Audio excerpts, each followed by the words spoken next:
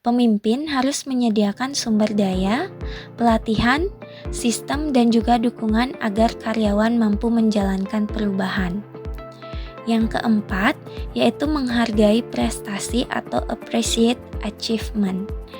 Tahap terakhir adalah memberikan apresiasi dan pengakuan kepada individu maupun tim yang berhasil menjalankan perubahan.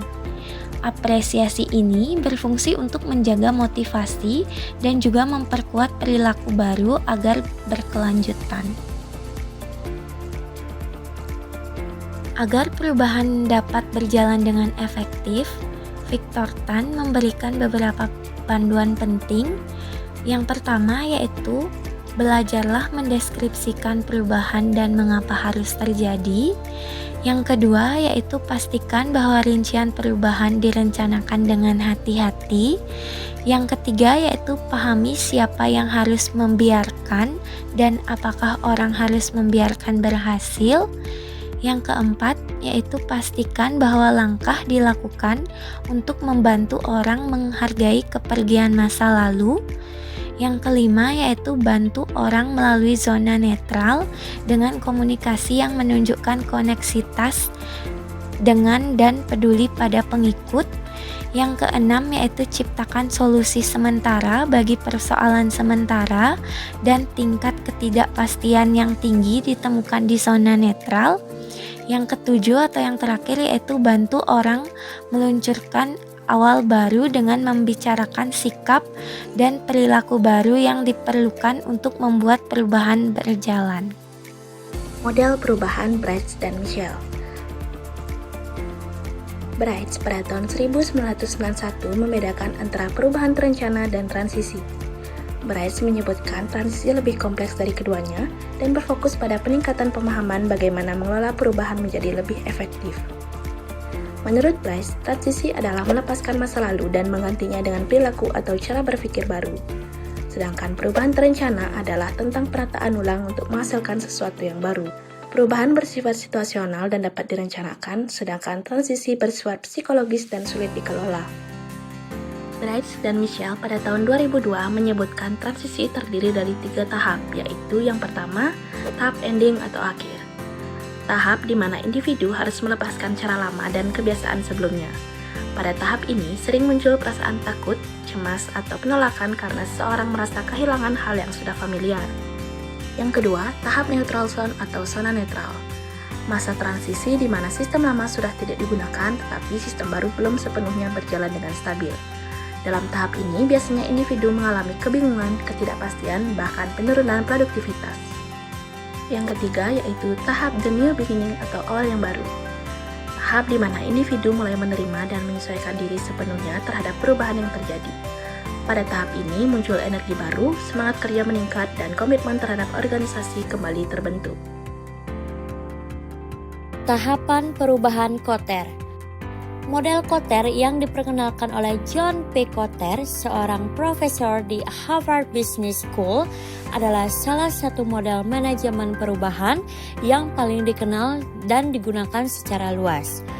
Kotter merumuskan 8 tahap perubahan yang dirancang untuk membantu organisasi melakukan perubahan secara bertahap, sehingga meminimalisasi risiko resistensi dari karyawan dan memastikan perubahan tersebut berkelanjutan. Adapun 8 tahap perubahan Kotter ini yakni yang pertama ada menciptakan urgensi. Menciptakan urgensi ini yang bertujuan untuk meningkatkan kesadaran dan kebutuhan akan perubahan di antara anggota organisasi. Yang kedua ada membentuk koalisi pemandu, yang dimana menekankan pentingnya membentuk tim yang kuat dan berpengaruh untuk memimpin proses perubahan. Yang ketiga ada mengembangkan visi dan strategi, yang dimana adanya pengembangan visi yang jelas dan strategi yang jelas untuk mencapai suatu perubahan. Nah, yang keempat ada mengomunikasikan visi, yang dimana memastikan bahwa seluruh karyawan memahami arah perubahan. Yang kelima ada memberdayakan tindakan, yang dimana pemberdayaan karyawan untuk bertindak sesuai dengan arah perubahan dengan menghapus hambatan yang mungkin dihadapi. Yang keenam, ada mencapai kemenangan jangka pendek. Mencapai kemenangan jangka pendek adalah tahap penting untuk mempertahankan semangat perubahan. Yang ketujuh, ada mengonsolidasi peningkatan dan mendorong perubahan lebih lanjut. Tahap ini melibatkan pemanfaatan momentum dari kemenangan jangka pendek untuk mendorong perubahan yang lebih besar.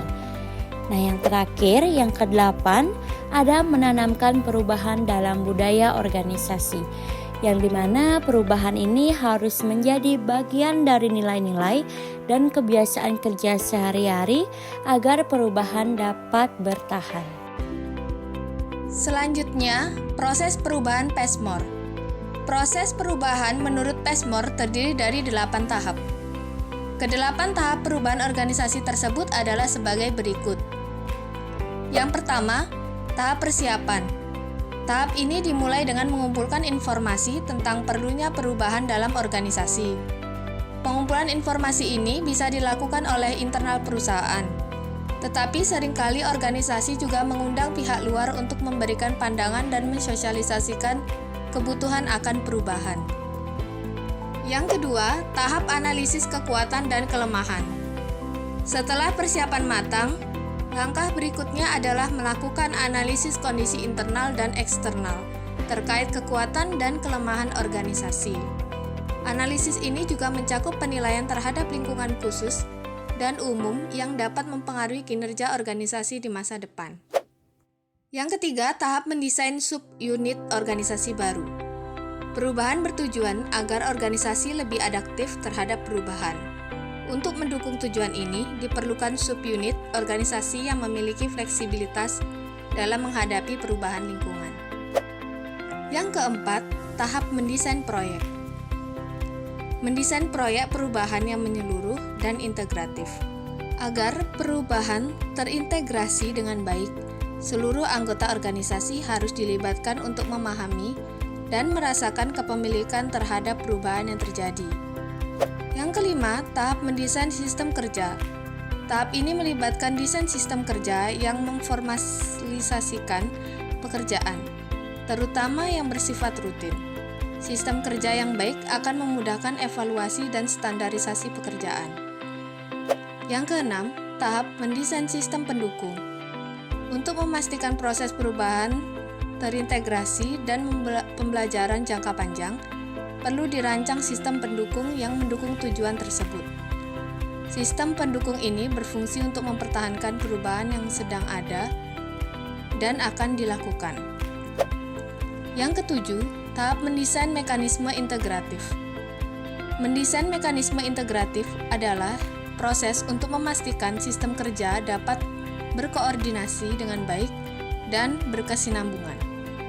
Hal ini memerlukan usaha untuk mengumpulkan dan menyebarkan informasi sehingga masalah tidak diselesaikan secara parsial. Yang kedelapan, tahap implementasi perubahan. Tahap terakhir adalah implementasi perubahan yang harus didukung oleh semua pihak dan dipimpin oleh pengambilan keputusan dalam organisasi. Adapun kesimpulan dari materi ini yaitu perubahan organisasi adalah proses penting yang harus dikelola secara sistematis agar tujuan tercapai efektif. Beberapa model manajemen perubahan seperti Victor Tan, Bryce dan Michelle, John P. Kotter, dan Passmore menekankan aspek psikologis, struktural, dan kepemimpinan dalam menghadapi perubahan. Victor Tan fokus pada kesiapan mental dan emosional karyawan, Bryce dan Michelle pada transisi psikologis individu, Kotter pada 8 tahap strategis perubahan, dan Passmore pada desain serta sistem organisasi yang terintegrasi. Dengan memahami model-model ini, organisasi dapat beradaptasi secara dinamis dan meningkatkan kinerja secara optimal.